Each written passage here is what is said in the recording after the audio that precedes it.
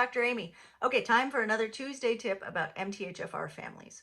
So there is all sorts of information on the internets, the interwebs, about signs of MTHFR in babies. And there are things like stork bites. I have a stork bite. It's actually right there. I think they call them angel's kisses when they're on the face and stork bites when they're on the neck. Whatever, it doesn't matter. Sacral dimples. Yeah. Tongue ties or lip ties. Facial dimples of any kind. Those are genetic, but I think they're different genetic, although I have one right there. Strawberry hemangiomas. That prominent blue vein that some kids get right there, it's called a sugar bug. And I think that's all of them. Let me know in the comments if I missed one, but I think that's all of them. So doctors will always say, for whatever reason, this isn't a thing. It isn't a real thing. Well, okay, nobody's ever studied it. So we don't know if it's a real thing.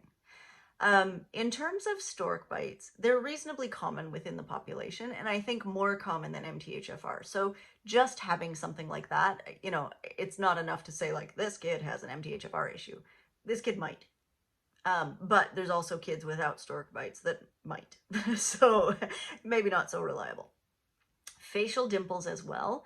This is a new one that kind of keeps popping up. Facial dimples are genetic for sure. They run in families, but I don't know that they're linked to an MTHFR gene. Like, I think they run in lots of families, not just MTHFR families. The most reliable of these signs, I would say, tongue and lip tie. Tongue and lip tie are actually midline abnormalities, and midline abnormalities, there is a lot of research about MTHFR and midline abnormalities, right?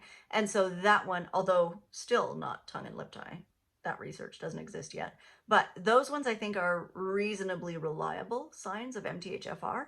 The other ones, I think, you know, if your kid has maybe a strawberry hemangioma and a sugar bug and a tongue tie, you know, might be worth looking into. But if they have one of those things, I think that's not enough to really point the finger. Now, if they have two parents with MTHFR and some of these things, well, yeah, okay, look into that. Because two parents with MTHFR is enough. Even one parent with MTHFR might be enough to really investigate for your kids. My kiddo has two parents with MTHFR. We both Sean and I have compound heterozygous mutations.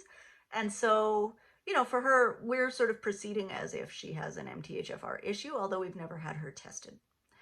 And she did have a number of these signs, right? She has a stork bite. She had sacral dimples. Did she have anything else? No, I think that's it.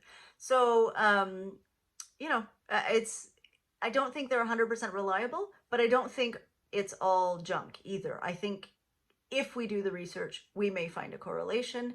But outside of that, just use common sense, right? The other good news is treating your kids as if they have an MTHFR mutation is kind of healthy under any circumstances, right? You're eliminating a lot of the foods that are crap anyway, and adding in foods that are really nutritionally dense, right? Foods that are high in folate and choline and riboflavin and whatever. So it's kind of a win-win. Kind of a win-win, and using a methylated multivitamin instead of a regular multivitamin is probably a step up anyway. It's better quality vitamin, so we're good, right? That's a win-win. And then as they get older, or if problems start to emerge, then you can think about genetic testing. Okay, Tuesday tips.